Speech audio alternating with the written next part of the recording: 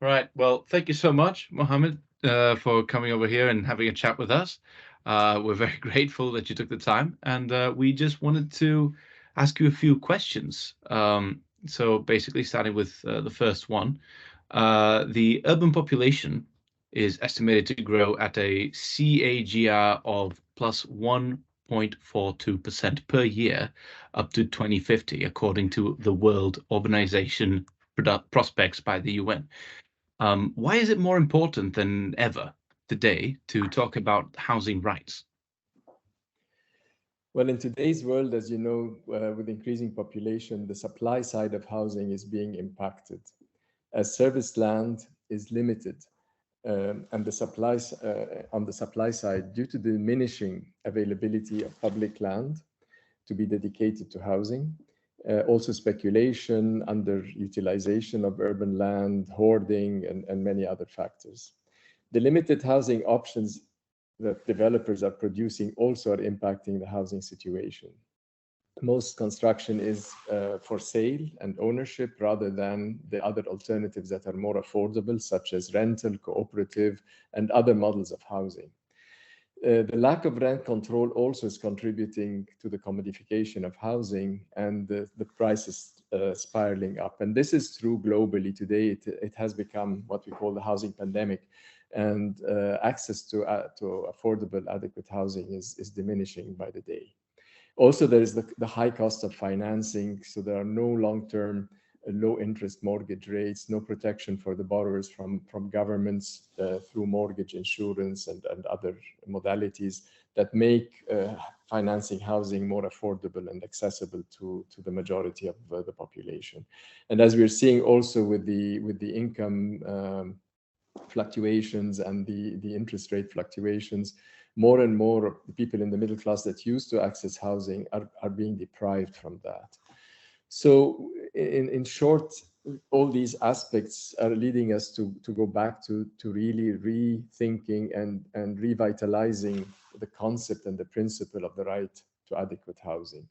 So becoming a right means it is no longer, housing should not be treated as a commodity anymore, but really as an essential basic human right and human need that needs to be addressed just as health, education, and so on. And in so doing, you'd have to address the above shortcomings that I just mentioned and how to make sure that housing is affordable and accessible and is indeed a housing right. Wow. Okay. So you mentioned addressing those issues. So what are the requirements and criteria that countries and local governments can include in affordable housing programs in order to meet demand while ensuring compatible development that includes a focus on environmental, economic, and social sustainability? Sure. One of the big historic mistakes regarding housing is that it is dealt with in isolation. So you have a Ministry of Housing, you have a housing department in the municipality, and so on and so forth, and all they look on and focus is housing. But indeed, housing is part of the urban environment. And if addressed only as housing, if you have mass housing as has been produced in the past, where you only have housing with no other uses, it becomes an island, what we call dormitory community, and is not viable in terms of urban development. And so the new urban agenda has mentioned, among other things, that housing would have to be integrated in a bigger planning process and become part of an integrated, holistic planning approach. And it should not be seen as an isolated component in the urban development. So the model in the past that you had housing zones and industrial zones and commercial areas and education and so on created a split environment that you needed to commute from one end to the other and made housing a burden and an expensive element. And so the back to your question, basically what we're trying to see is that you have a holistic approach, that housing is dealt with in an encompassing planning concept where you have mixed uses that render housing more affordable, such as, for example, including economic activities.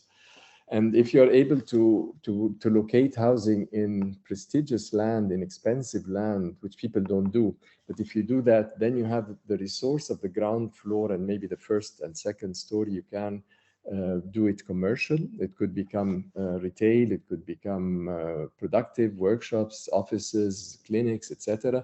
And these could and should be sold at market value, either sold or rented at market value. That create an income that could be used either to cross-subsidize the housing. So if it is rental and you really want to reach the lower income groups, you can cross-subsidize by the income coming from the economic activities. And that is a local cross-subsidy, if you will. You're not depending on big taxation and so on. It becomes within the housing development itself, but it's no longer just housing, but it is a more integrated, as we said, mixed-use development. And also it could provide a stream of income that could be used to cover, as I said, to cross-subsidize a bit some of the housing costs, but also to cover maintenance costs over the long term. As time passes and the project is current projects are forgotten, the element of maintenance, which will appear in a few years' time, is never taken into account. But if you build it in the housing development and the urban development process initially, you ensure that the sources of funding are maintained and sustainable, let's say, and in the long term will always be there. Other economic activities might be provided not only for income generation, that could go back to the, as I said, the cross-subsidizing and so on, but also to create job opportunities for the residents, particularly if they're lower income groups and the production becomes costly. So providing some shared workshops or production units can provide a good environment for income generation and job creation for the lower income groups that are there. Another myth is you reduce the cost of housing by reducing the area, for example. So you make a tiny kitchen, a tiny room, and so on. But we know it's a bit like the secretary who has a small desk and the boss has the big desk. The boss that doesn't have any papers on his desk. It's the poor secretary that has all the piles of things. Also in housing, if you look at housing as a productive unit where a lower income group woman can produce in her kitchen things that she could sell on the market or to her neighbors, she needs a bigger kitchen. She needs a working area. And this becomes a combined production housing unit. So even within the housing unit, think about the production. And now that we are moving into the electronic age and moving into working from home and so on and so forth, you need a bigger area. You need to segregate the children from the parents, from the working parent that is working online or on conference calls all the time, or the one of the parents producing food or producing even some carpentry or what have you. The house should not be tiny because you're reducing cost. You should look at the cost to include economic activities that make it more viable. And with these economic activities, they can pay the rent. So we need to look beyond the classic thinking of reducing the cost, reducing the area, and so on and so forth, by including out-of-the-box thinking that can include the concepts that are already, as I said, enshrined in the new urban agenda, but could then go through the physical thinking in the projects and in the urban development of including such elements. Then we're looking at environmental interventions. So having a compact mixed-use planning where we're including job opportunities, housing, and education, and so on, and production, you are already impacting on the environment positively because you are reducing the commuting, you're reducing the dependency on vehicles, you're maybe encouraging also from a health perspective on the social side by walking or cycling and using non-motorized transport systems, that you're impacting positively on the environment. Also providing areas for urban agriculture, either on the ground, on the open spaces, or on the roofs of the buildings. You're providing job opportunities, again, food security, income generation possibilities, as well as outdoor spaces that are meaningful and useful and productive rather than just being decorative and the menace because you have to find the water and to spend the time. But if you're tending to it as a productive unit, there is always a reward, and then you do not need to have a gardener coming from outside, but the communities themselves could share in the planting and in share crop sharing and so on and so forth. So the sustainable social aspect comes from the improved environment and the economic environments that you would provide. So housing is not to be looked at in isolation, but rather as a multidisciplinary mixed use type of development. That's incredibly interesting. So it's an incredibly diverse ecosystem then, and how it works.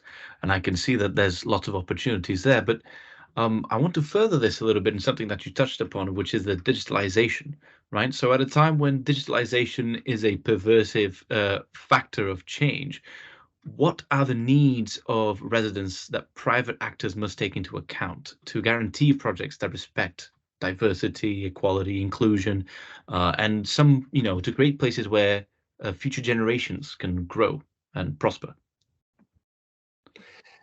Well, diversity, equality, inclusion are key elements. And as we talked about the right to housing, there is the right to diversity and equality and inclusion. As human beings, no one should be left behind, as the UN is saying these days. And the digitalization is and should be used as a vehicle to achieve these. So in a sense, the digitalization has to be democratized. We do see, for example, now that there is what they call the digital divide, the haves and the have-nots. And to avoid further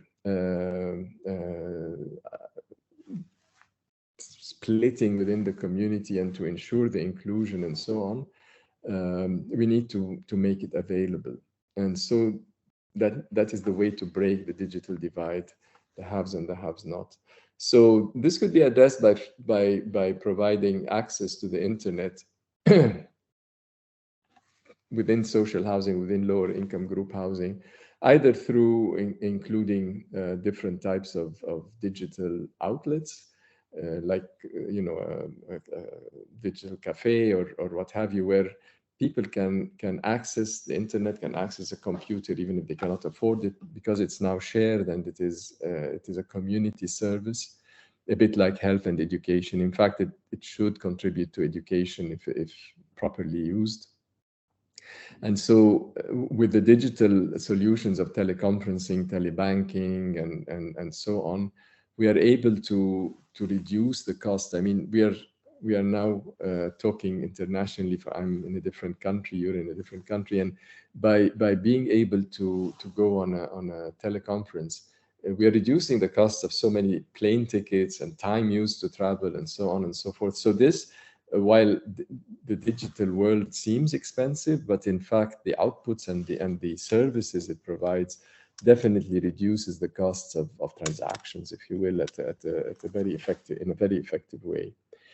And so within again, looking at the housing complex and developing those, how to include the digital elements that can reduce costs, that can help the community get together, exchange services, provide maybe a conference where a teacher can teach the children of the community online or physically even, but this whole digital world has a lot of exciting potentials and possibilities that if properly addressed and included in the thinking from day one, could make a big shift from the classic housing, isolated housing, now that we're integrating everything and bringing the people together physically, but also further more getting the people together electronically, so to speak. I mean, we know a lot now about remote health services. You don't need to go to the hospital and wait in line, but if you have a room dedicated in the community where you can sit at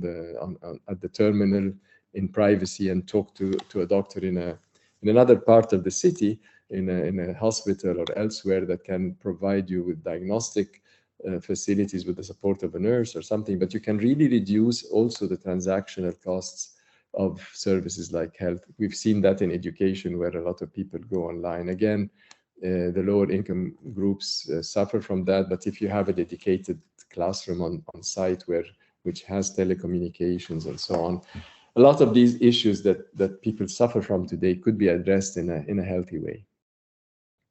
Wow, incredible. So basically, risks can be far outweighed by all the positives that you can find, and by providing people with the tools that they need to thrive. Well, thank you so much, Mohamed. This has been fantastic and very illuminating. You're welcome. Thank you very much. Thank you.